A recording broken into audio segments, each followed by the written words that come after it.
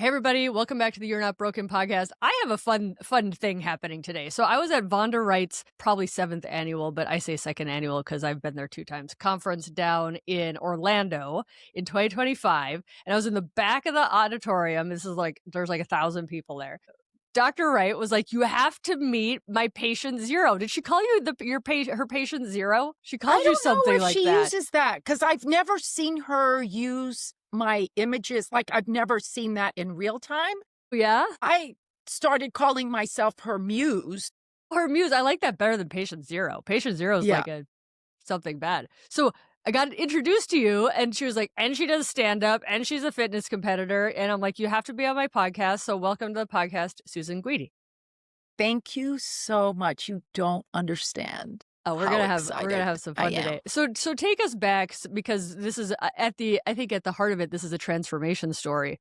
So take me to like Susan before. What was the career? What was the couple of decades like? And then the transformation story. Goodness. I grew up in Tampa, Florida. I'm Cuban Catholic. I'm 68 years old. So I grew up in a certain time, in a certain culture, that says, you know, you marry the first man you ever sleep with. You don't have sex outside the marriage. That's pertinent because I practice ultrasound. I started in nuclear medicine and then stumbled into ultrasound when it was in its infancy. Literally when ultrasound was just beginning. I trained at Johns Hopkins. When it was still black and white. Oh, wait, it's still black and white.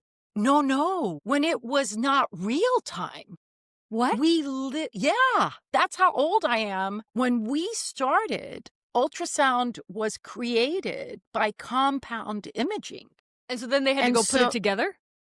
You had to go process it? You had to put it together. You had to draw it. Like you drew it and then made this sort of acquisition come to life. And I got used to people telling me it's useless. Every radiologist I worked for. The radiologist said ultrasound was useless. Go back downstairs. We have CT. Take those images with you. And because of that, I landed at Johns Hopkins, which was Mecca at the beginning of ultrasound. And no one ever particularly thinks I'm Latina, but I am. And I spoke Spanish. And there was an opportunity to go to South America to be the pioneer of ultrasound at a time where no one had been to Chile. And I met my ex-husband in Chile, and I was very young. I often say, if I had to do that again, I don't know if I would have had the cojones or, whatever to do it.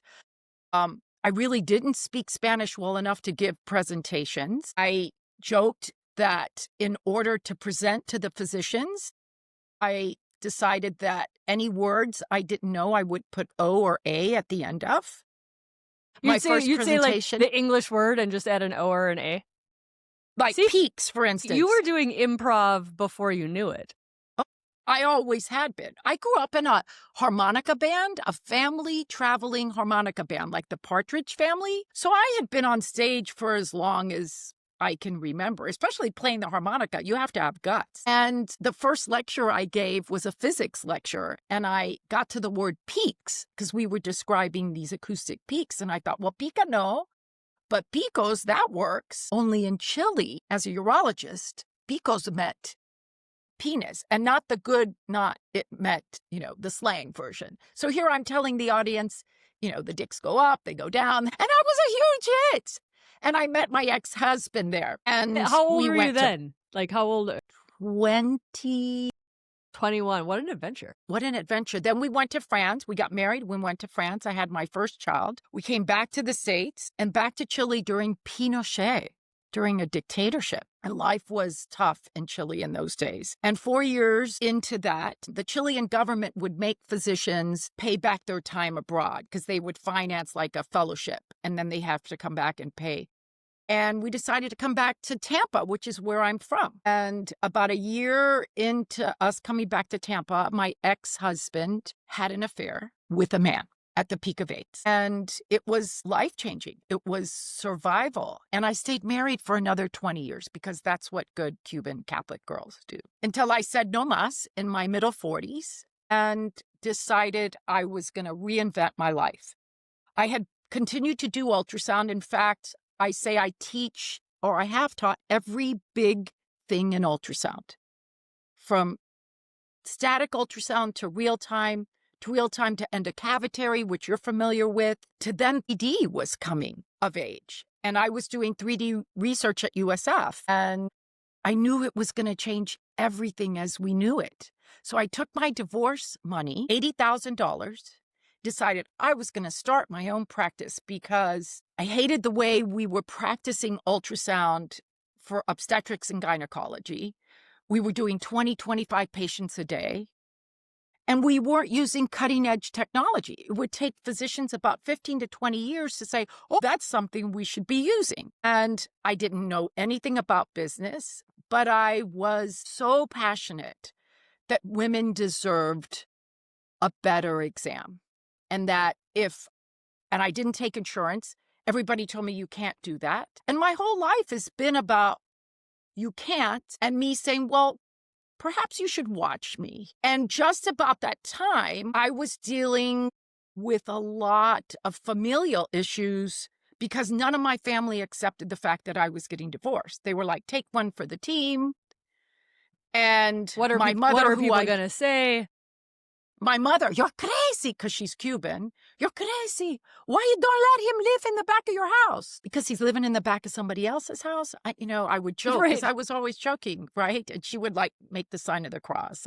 And then I realized I needed something to find my voice because the world around me was crazy. I mean, no one supported me. Everyone abandoned me. All the physicians in the group that we were friends with, my whole life dissolved. So, and this is mid-40s now? Mid-40s. Mid-40s. Shit. 3 children, single mom, started my business, and stand-up, my gosh. Stand-up was life-changing. For the first time, I could get on stage and rant about dating. It's therapy. It's a safe space, and it's therapeutic. For anybody who didn't catch that, we're talking about stand-up comedy. Yeah, that was one of the tools that I used. How'd you find it? How'd you find stand-up? That was really hard. So I grew up before the computers and everything else. But as I started to investigate, they were using stand-up for corporate people. Learn to give a better presentation, right? And I found this great guy in New York, the American Comedy Institute. And I literally took myself on sabbatical. I would work at NYU during the day and write comedy at night so that I could get a solid 5-minute set. And then I realized by the time I really got into comedy, I was almost 50. And goodness, being a 50-year-old woman against young guys that are in the club, it's not conducive to a single mom and running a business and everything else. And that's how I found improv. Improv allowed me to still do comedic things, but that also changed my life. Yeah, because improv, I don't think people understand. Improv and stand-up are quite different. Completely different. Yeah, completely. Everybody says they're completely different. And improv is more of a team, right? Like, you don't let your teammate down in improv. You always got each other's back. That's one of the sayings. And there's no failure in improv. I think improv sometimes is like pelvic floor therapy for the soul. Instead of clenching, let it go. Let it go. And you don't examine what you said because there's no failure. And I'm on an improv team right now. And then because I did music growing up, I stumbled across musical improv where we make up songs on the spot. And it's just glorious. And that led me into my 50s. I went into menopause around 47. And I did a bodybuilding competition for the first time at 47 on a dare. And I won. And then shortly after that, because... You went in on a dare and you won? Yeah. That's insane. I know. It was insane. But I went into menopause. I didn't reverse out of it, which we understand a lot about bodybuilding right now, is that you can't just do this intense thing and then go back to your regular life. But nobody knew that. So I developed Hashimoto's thyroiditis. I broke my leg. You shocked your... And then I fell into that acceptance of, well, this is menopause, right? You get fat. You get invisible. I remember I wrote my shtick about being invisible. I would joke that I could rob a bank and get away with it because nobody would see me. That's funny and probably Yeah, true. I try. I tried. So I did some research. And yeah, so that's now he's fast forward to right before the pandemic. My son's in medical school in his 3rd year of medical. I have 3 kids, 2 girls and a son. Tell me he's going to be a urologist. He actually, interestingly enough, Yes, Susan. just got a job at USC and he's going into urology. How crazy is that? No, there's a comedy urology. There's a thing. There's a vibe. I did urology. Yeah, exactly. Because you have to be okay with penises. Well, and men, you know what though, Kelly? Men, I realized, because I worked for one of the top andrologists here in town, they asked me to come in and teach them ultrasound for their office, and then I just stayed. And I do a whole routine about, I do sonography, and then I stop and go, yeah, I scan, sorry if I curse, I scan dicks, and I talk about going into the urology department for the first time and not having a clue and scanning for erectile dysfunction. And I realized on what I would affectionately call Pee-Pee Wednesdays, because that was the day I went in, I would dress a little bit sexier. And I realized that my comfort with myself and my humor really helped the men. Yeah. I would say the men need me. Yeah, they got you. Like, they're like, she's got us. We're fine. She's a professional. Was fabulous. I love urology. Urology is fantastic. So yeah, interesting enough, my son's going to work in urology. I called it. So that's fantastic. Okay, so tell me, so you did a bodybuilding competition, but then we got out of shape again. Society says everybody's done. Then the pandemic happened. When did you So he's in medical school. Mm-hmm. And one, I guess, day in January 2020, he calls me and says, Mom, I'm going to do a medical mission trip in Haiti so that I can get a better chance at getting a residency. So that looks good. And he said, he was in Watertown, New York. He said, I'm going to fly home, spend a few days with you, and then go off to Haiti. And I just assumed he was going with a big organization. That was not the case. When he came home, it was him, a dentist, the assistant, and some other kid. They were going in an Indiana Jones plane to some remote part of Haiti, and he takes off about 10 days before the pandemic starts. Holy cow. Jeez Louise. Trump closes the border. Haiti closes their border. My baby boy, who I raised pretty much on my own, is stuck in Haiti. And there was a moment, and Vonda talks about this, I think, in her book. There was a moment where I was stuck in the corner just crying, thinking, do I go to Haiti and rescue him like a cowgirl? Like, what do I do? That would cross my mind. I'd be like sewing dollar bills on the inside of my pants, because I saw that on a movie somewhere. So that's probably what needs to happen. And Haiti was super dangerous too. It's not getting better. No, it's not better. So I can only hope it was better than it is now in 2000. It was bad. Or 2020. It was bad. And I remember praying to God, Buddha, whoever would listen, that if I didn't have to go rescue him, I was going to give something back. I didn't know then, at that time, what it was, but I promised the universe that I was going to give back. So great ending to the story. I get him back on the last plane out of Haiti. And now, at 63, I start looking on Instagram to say, well, who are some 60-year-old women that are doing great things? Like inspiring things. And I thought, there's not a whole lot of us. And then I found Why isn't there? Can we pause for a hot second? Why isn't there? No, I think because women didn't believe that this age could be a second or a third act, that this is the time to capitalize on. Yeah. This is the time you don't have kids for the first time, or you're reinventing yourself, or you just stop believing the narrative about what this is supposed to look like. So, right? okay, so this is 5 years ago. Would you say, and I want to get back to your story, but I'm like, that was not that long ago. Is that mindset changing? Do you see it changing? Yes. Yeah. In fact, far more than what I found. But I found Joan McDonald. Do you know Joan McDonald? Yes, Train with Joan. I don't know her. I talk as if we're friends. I'm like, oh, Joan. No, I don't know her, but I would like to. So here's Joan at 70, starts this journey. And when you look at Joan's beginning pictures, she looks just like me. Yes. She looked just like me. And Joan was essentially in kidney failure.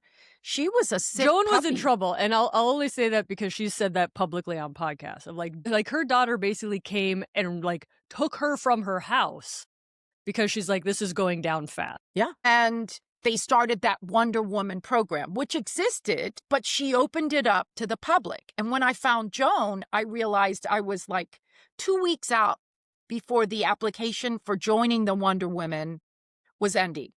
So I just applied. And that was in March of 2020. I didn't get in. And I was determined. Now I saw someone that built muscles. And I thought, wait, this isn't what was, she had triceps. She was ripped. She had regained her life and her health. And I applied again and finally got in on December 7th, 2020. And my life changed completely. I would have to take check-in pictures for this program because you took weekly check-in pictures in a bikini, which I didn't even own. My poor son in the beginning would have to take the pictures for me because we were home alone during the pandemic. I remember him just like standing in the corner with my side pose. And I discovered macronutrition for the first time. I had always sort of been in the gym. I'm a tomboy, so I like working out. I had bodybuild, at 47. So I was certainly familiar, but this was life-changing. And I found a whole tribe of women that were in the Wonder Women that were all doing it with me. And predominantly women over 50 in menopause that were losing this is before really Ozempic. This is before the GLP-1s, yep. So a community of women, it was like links on a chain. And the odd thing is that I do a motivational speech called What If Wonder Woman Now Were 68? Because we never see superheroes age.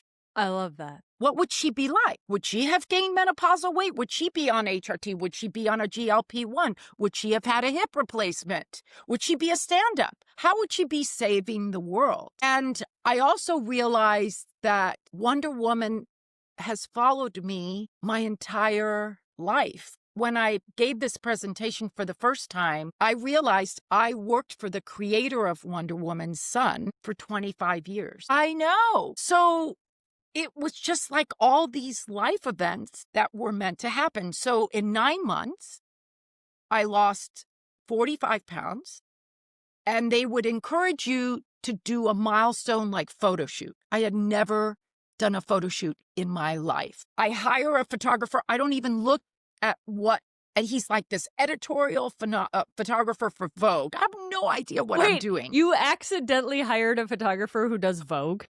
Well, the program said you could hire this guy or this guy or this guy. And I was like, well, this guy seems cool. Way to go big. I know. Everything I did we did a photo shoot out in the desert. I almost died, but I was determined. I even said to him, I want you to shoot me. I wanted him to shoot, I had boxing wraps, and I almost wanted like bruises or something that said, she's been knocked down, but she's still here. And he captured, even though I fainted 2 or 3 times in the desert because it was 108 degrees at 5:30 in the afternoon, but I did it. And when I did that damn photo shoot, all of a sudden I thought, well, if this is possible, what else have I been saying I've wanted to do for the longest time and haven't done? And the photo shoot led to the bodybuilding competition again, because that woman that did the bodybuilding competition at 47, she haunted me. like I kept thinking, how did you get the mojo to do it then? Can that be possible again? And I did the same competition in 22 and won again. But Kelly, this time there was no age group for me. There's no age group. What do you for mean there wasn't an age group for you? There's no age group for a 65-year-old. This is only 3 years ago. No age group. Like you just get up and you're competing. You have a 40-year-old next to you, you have a 30-year-old next to you. There was a moment in the bathroom and the bikinis you get on stage with fit in a baggie. Yeah. Right? Yeah. And you don't want a brisk wind blowing. Actually, they glue them to your body. They're glued on. Yeah, exactly. I have no personal experience, but yes, I've seen many. And I'm standing in the bathroom, like trying to put it on. And in the mirror, the only mirror in the bathroom, I'm standing next to two young girls. And there was this moment where I was like, look, I'm doing this. I don't look that different than them. I mean, everybody always said, what about the loose skin? Where's your loose skin? I'm like, at this age, you have loose skin. There's nothing you can do about it unless you have a tummy tuck, which I don't intend to do. No judgment, but that's just, I feel like my combat, evidence. But it was fabulous. Spray tan, not so much at 4:00 in the morning. But you have to line up with like 30 other women. It's like going to the gynecologist. But it looks good. Yeah, 20 strangers and you're all naked. I'm like, did they make an age group then? Like, are they making age groups? Your masters, but master starts at what, 40? Yeah. Yeah. I was a master when I did it at 47. Yeah. Jeez Louise. We're in trouble. I mean, like, this is like, let's zoom out for a second. Life expectancy of a female in America is 80. We're calling people who are in shape masters at 40. Huh? We are, I don't know, what's the right word? Are we neglecting? That's half of your life. That's half of 80. People are like, yep, old. Like, there's just something a little bit deranged about it. Is. But we see more and more, I think that it's changing. Right? Mm-hmm. It's not a sport for everyone. I certainly am not implying it was my journey. I wanted to do it. I'm going to do it again this year. I had a hip replacement last year. At the end of 2024. And that was tough. And I thought my message now is, can you come back and regain all of that strength and everything that for a year, especially what happens to your mind? Because having a hip replacement actually was fairly easy for me, but the mindset getting there and choosing to have it was really tough. In fact, for a long time, I felt like, oh my God, I just got to the peak of what I was doing. And now I'm back at base camp. But it's those moments. Do you think it would have been, not that I don't want to say hip replacements are easy, but what if you had not done the fitness journey before you got your hip replaced? Were you all the stronger to recover because you knew how to put in the reps? Your body was already had a baseline of fitness. Like, I have to think your ability to, excuse my terminology, bounce back from a hip replacement is better than somebody who's been sitting on a couch for 30 years. I was determined. Also, I'm single. Who's going to take care of me? I was walking within 3 hours. I had my son, which I joke, for literally 22 hours and maybe 3 minutes that he stayed. In fact, the next day after he left, I took off my compression hose and I thought, well, those are never coming back on because he won't come back to put them. And so I always had this mindset of, it's almost, is it Mel Robbins that says this? No one's coming to save you. Yeah. No one was going to come and save me. And I think that fact can make people either say, hell yeah, I got this, or pit of despair, I'm done. Like, that fact, it doesn't always drive the result that you got because people will use that belief for or against them. Does that make sense? Absolutely. Yeah. But again, I've always sort of really enjoyed being an outlier, like saying, is it really true? Is it really true we can't bounce back? Is it really true we can't do this after a hip replacement? In fact, I was deadlifting yesterday probably my biggest PR so far. I'm almost in a squat for the first time, and I had no range of motion before I had the hip. Before you had the hip, you couldn't squat, and now you're working up to squatting. And so I'm excited that, again, the universe is giving me this opportunity to say, can an ordinary woman who doesn't have, like during the pandemic when I trained, I didn't have a trainer. We didn't even have gyms at that point. And many of us did the transformation. So in spite of these hardships, I think I just really be an example of, you can't? No, watch me. Wait, how much resistance did you have from friends, like the non-believers? Or was everybody like, yeah, you got this? Oh, that's such a great question. I lost some dear friends. So I've been in medicine, and I had some friends that were in X-ray and nursing, that there were 5 of us, and 3 of them were morbidly obese. And I was just thinking about that the other day. The resistance was crazy. Nobody likes it when you become that person that You're says, showing what's possible. no to alcohol, no to this. Like when no becomes a full sentence, and all I would hear is, well, when are you coming back to normal? When are you going back to normal? When are you coming back to normal? Dude, that's a stand-up bit. You've got it. There's some funny in that somewhere. There's a lot of funny in all of it, turning it into the funny. It was tough though. And then I could see this disconnect. And as I approached getting on stage again, then all of a sudden it was like I wasn't being invited to things. And then all of a sudden you're too different now. And they don't like it. And the alcohol thing was an interesting journey as well, saying no to alcohol, because I wasn't a big drinker, but I was worried during the pandemic that could easily transition into that. And it did for many people. Drinking went way up during the pandemic. And when did you stop drinking? Was it because of getting on stage, or just overall health and your education about it? Like, what was the... Obviously, it doesn't fit into macros very well. It doesn't fit in the macros. And that was an education, because you realize alcohol isn't a nutrient. And then I went down that. I realized that what I wasn't paying attention to, I didn't wear a sleep ring then, but it was affecting my sleep all the time, no matter what I had. If I had 1 glass of Prosecco or 3 glasses of wine, I was going to wake up in the middle of the night with anxiety, with an elevated heart rate. And as I started to do labs during the beginning of the weight loss, I noticed even my glucose was starting to be borderline, like elevated fasting. And I thought, wait a minute, we can't have this. I remember some of the first courses I taught with Vonda, I remember she was like, we had to tread lightly in the audience that we were speaking to, because some of the high-end professional women did not like if you said to them, alcohol doesn't serve us. Yeah.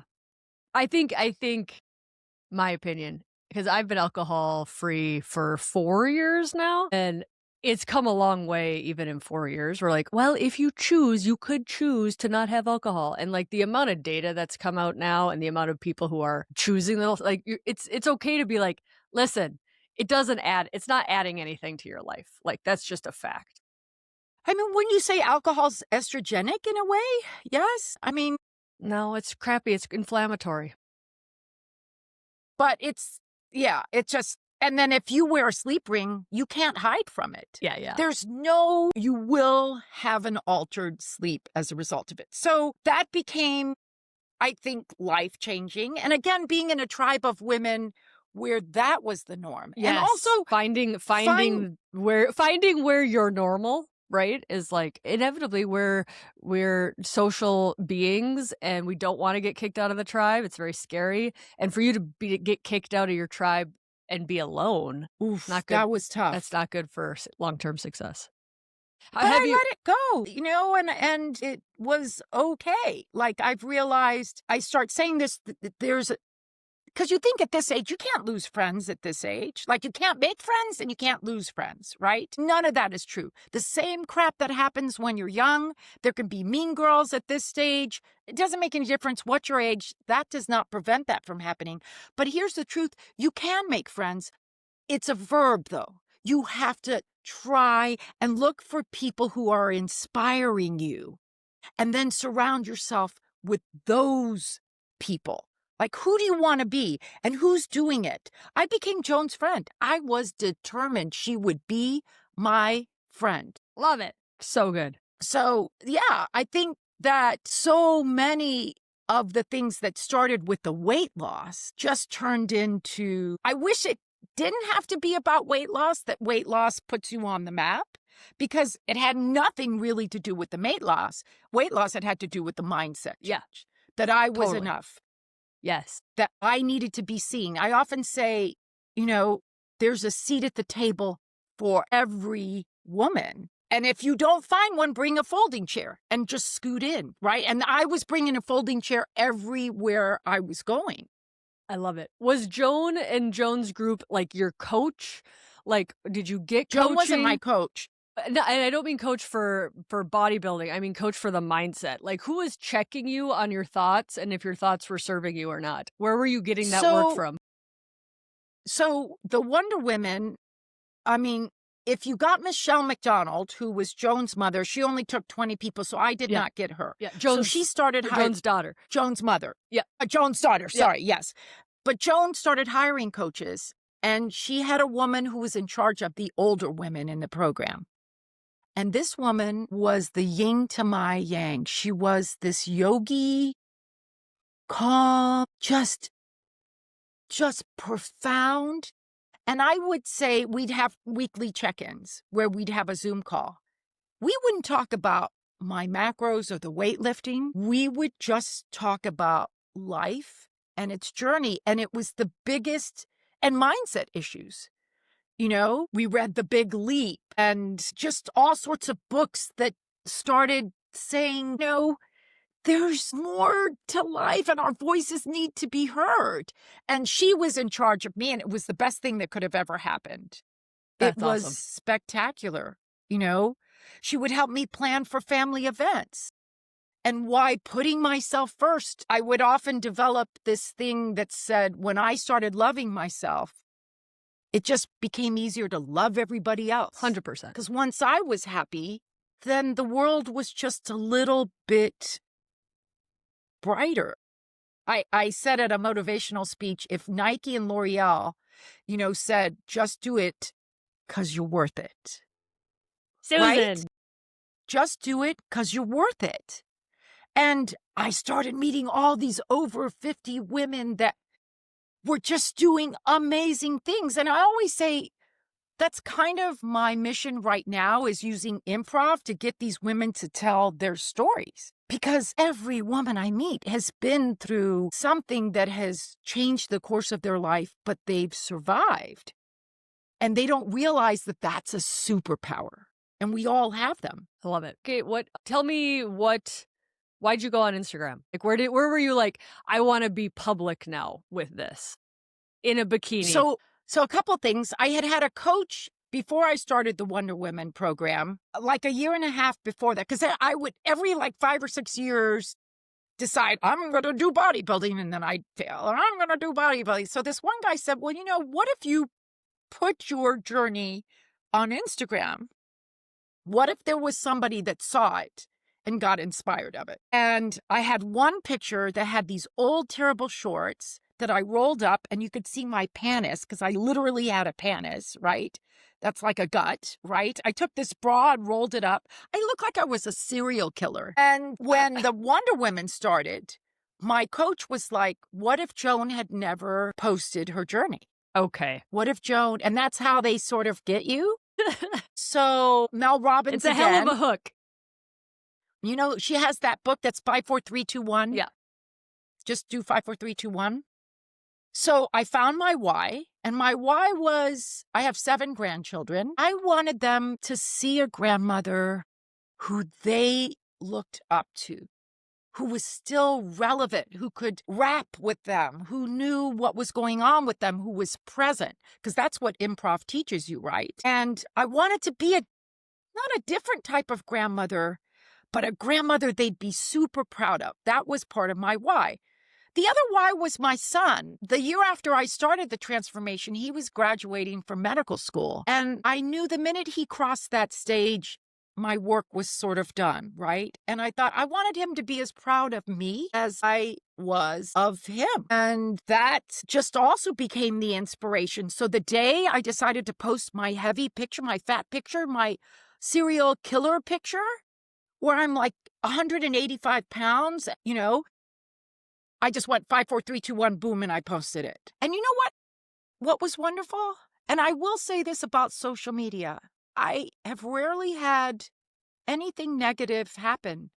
That day could still almost make me cry. I had so many people that reached out and went, you go, girl. You go, girl. That's awesome. It was remarkable. And I had all of these women. I have made so many friends from women that started to follow me. I had 15 followers when I started. Of course, we all. So did I. I'm sure you have a few more now. So did Dr. Vonda Wright. So did all of us. Yeah, no, it's incredible. It's incredible. And I think my learning of this, and tell me if this rings true for you, is the more you become the best version of you, the more other people are like that. I want to be friends with that. She's doing stuff, right? Like the more you become, the better it gets. I stopped posting a little bit after this election. I just was a little overwhelmed with just the climate. And I went to that that conference that we met. And there were a number of women that I was sitting in the audience who were like, oh my God, Susan, you've stopped posting. And I thought, I need to post more. So that's part of my mission for this year is to start posting. I get a lot of response when I do in a bikini. So I decided do anything in a bikini and the, likes and it doesn't make any difference how you look. Just do it in a bikini. But I have decided because I think there's a lot of women that still need to hear from me. And man, I mean, I'm not here to tell you what to do. You don't need my help, but especially your hip replacement story, that would resonate if you talked more about that. Yeah. Because there's a lot of women headed into that and like, what's your recovery's been? And if you were like 6 months out, I can squat. Like that would be I mean, super. You'd be amazed. You wouldn't know right now in the gym if you saw me. In fact, I would say I'm better than I was, even for that competition. I'm in better shape now than I was. Incredible. So now we lose the weight. Yeah. It's crazy. And it's crazy how fast muscle goes away when you don't use it. Right. But it comes back, especially if you already had it. It's that muscle memory. Your body knows how to have muscle.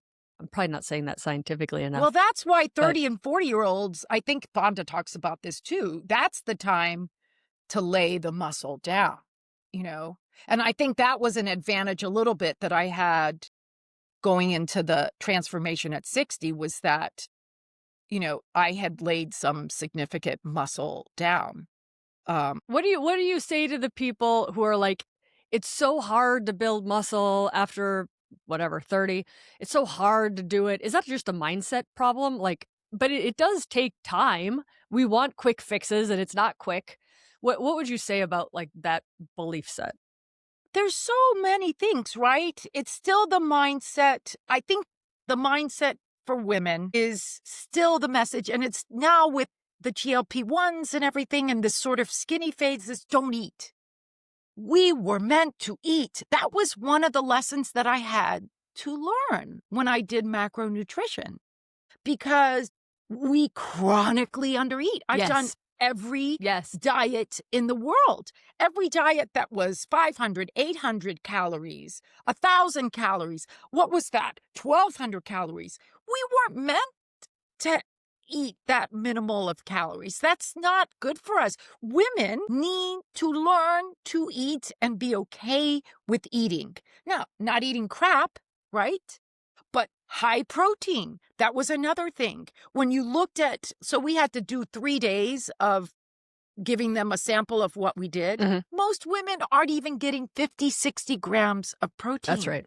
That's insane. That's insane. So learning to eat, I also think women still want a quick fix. We still want to lose the 10 pounds by that wedding we're going Well, to. and I think it's, the magazines are like abs in 6 weeks, triceps in 4, like we're fed that if you don't get this really fast, you're failing when really, correct me if I'm wrong, slow and steady, slow and steady, slow and steady. Consistency. And then boom, 6 months in, you're like, there it is. Right. And then imagine after a couple of years in. And there's something to be said about a woman going in the gym and teaching yourself to navigate that gym. Hell yeah. Pretend like you belong. And if you don't, in the beginning, when I finally got back into the gym, I would pick, whoever and say, help me with this. Help me with this. How do I do this? Love it. Move over. I need to get a set in. Yeah. Like, take up space. Take up space. There. Started pretending Nike and L'Oreal, take up space. Right? Because you're worth it. Because you're worth it. But navigating the gym and muscle cognitively, it gives you BDNF. It's the Spanx. Like, you don't have to wear Spanx if you have muscle. Right. It's amazing. Sarah Blakely is a billionaire because we don't lift weights. Sort of. Right? Right. And I think it isn't a quick fix. It's your life. Who is that woman who laces on her shoes and goes to the gym and is empowered by increasing the weights? But what would we always say? Oh, I don't want to get, bulky. You couldn't get bulky. You can't do it. It can't be done. I mean, I love the man response to that because it really is golden. Like the man response to that is like, we wish. Right. We've got testosterone's of 750 and it's hard for them to get bulky. But whatever the hell bulky means. By the way. I don't know. Right? Your arms look better in an outfit and you learn to feed yourself. And I think the other thing have to be like we're all looking at aesthetics on this, but being strong feels good. And I think that's hard to translate, right? But like people be like, why do you do it? Well, you just to look good. Looking good is not it just feels good. It does feel good. And there's something about vibrancy and thriving at this age that allows you to do all the things you ever dreamed of. But then the other side of that is that if you fall at this age and you haven't done the work, we all know the statistics on the 65-year-old that breaks her hip, maybe has a 50% chance of it's dim dying. 30% at 65. Hip fracture. And there's all the other fractures, wrist, vertebrae, like all the other ankle. But hip fracture, 30%, 30% mortality within a year. And 50% will never regain baseline physical activity. 65. That's young. That's young. And if you have grandkids, I always wanted to design a grandkid workout program, like for women who don't have grandkids. Like, that's great. You would take 30 pounds something and sit it on your hip. Now go climb those stairs. Or now do a sprint because the 2-year-old has run out in the street. Yeah. And you've got the baby. Can you sprint? I love that. Can you get down on the floor with them? Just simple things that you don't realize until you have grandkids. That, do you want to be a part of their life? Or, are you sitting on the couch just sort of delegating things to do? So I think my vision of what I wanted was, I think, again, it's like Vonda says, I want to be like Queen Elizabeth that just was riding a horse 3 days before she died.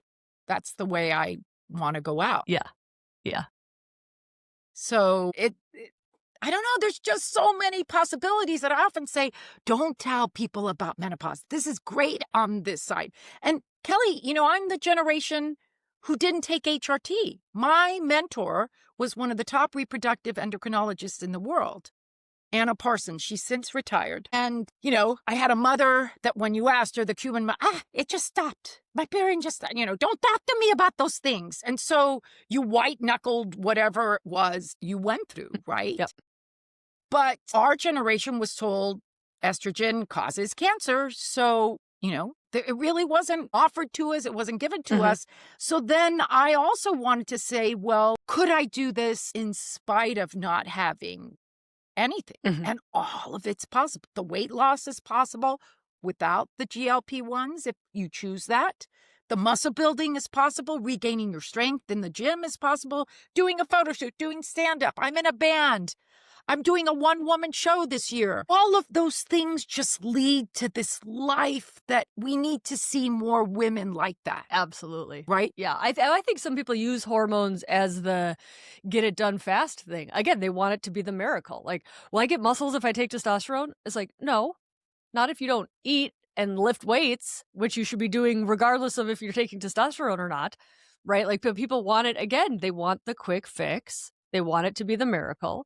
And there's plenty of people taking hormones who are overweight, under-muscled, sleep like crap, drink alcohol, right? And that's the whole thing. Like women, and I see it a lot that women who aren't having hormones or can't take hormones, they feel so bad because they feel like they're missing out. And I'm like, everything else is within your power. Everything else is within your power. And everything else is relatively cheap and free.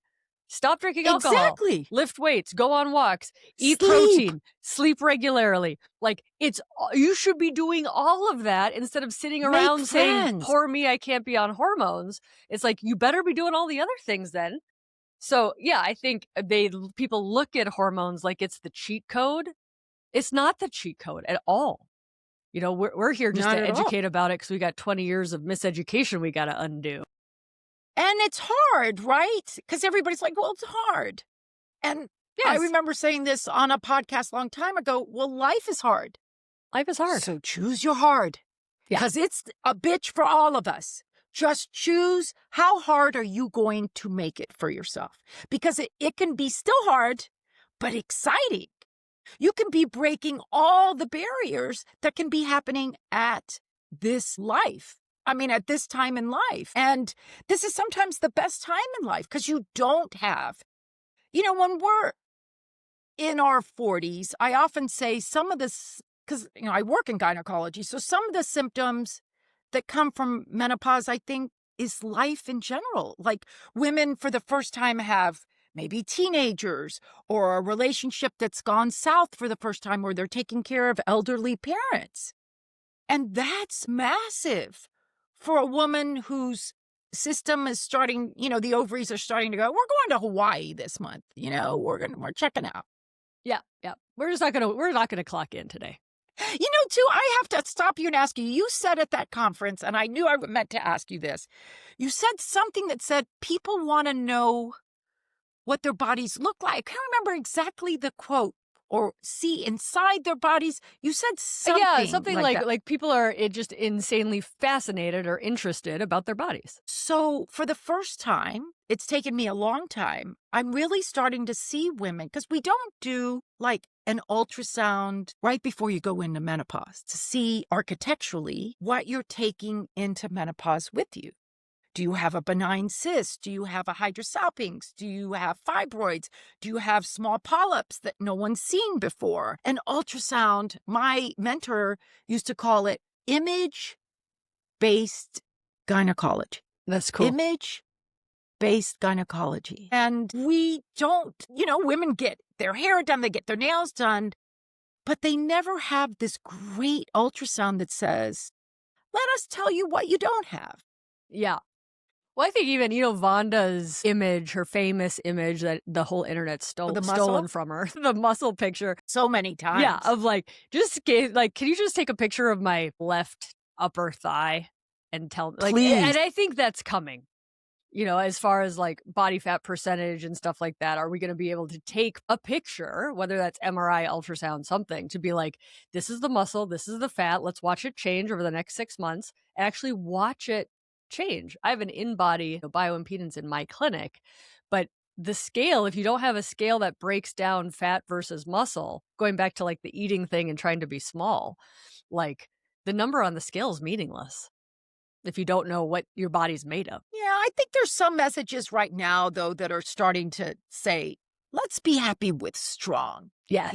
The creator of Wonder Woman, when he wrote Wonder Woman in 1932, Dr. William Moulton Marston, chose a woman to do his comic, caricature of, right? Because he believed women were superior. And he predicted that in 100 years, women would be leading and taking over. And we're almost there. We're almost at And the I 100 believe, years. yeah. Yeah. And I believe that we're at this cusp of women just taking their power back. They got tired of their lights. I often say, if you look back to when you were 6 or 7, what did you want to be when you put on a cape and you wanted to conquer the world? And then people slowly started blowing out your candle, right? Dimming your light. Women are getting ready to put the lights back on, floodlights, all of it. And with messages and podcasts and I just think, and people like me that said, I'm just here taking the advice and doing the work. Nothing else. I just did the work. And it paid off. I never imagined I'd be on a podcast with, someone like you. I didn't have an MD behind my name or anything, but all of our messages are so relevant to just encourage one woman to be the best version of herself. Yes. Yes. I have a lot of women in clinic right now who are going through it, right? They're realizing I need to build muscle. I need to lose some weight. I need to change some relationships that are they're pretty bad at this point. I need to work on my crap. I need to work on my childhood trauma. I need to work on the blah, blah. And they're in it, like they're in the tunnel, right? And I'm like, this is the work. It's hard. It is work. And not everybody will choose to do this work. But I have yet to meet a woman who's come through on the other side and say, I wish I didn't do that work. No, nobody says that. And so that's my thing of like, when you're in it, yeah, it's hard. And you don't have to do it because a lot of people choose not to do it. But when you get through it and you become the person who's done the work, everybody's glad they did the work. Yeah. I'm glad Joan did the work because had she not, she inspired a multitude of women. This one woman.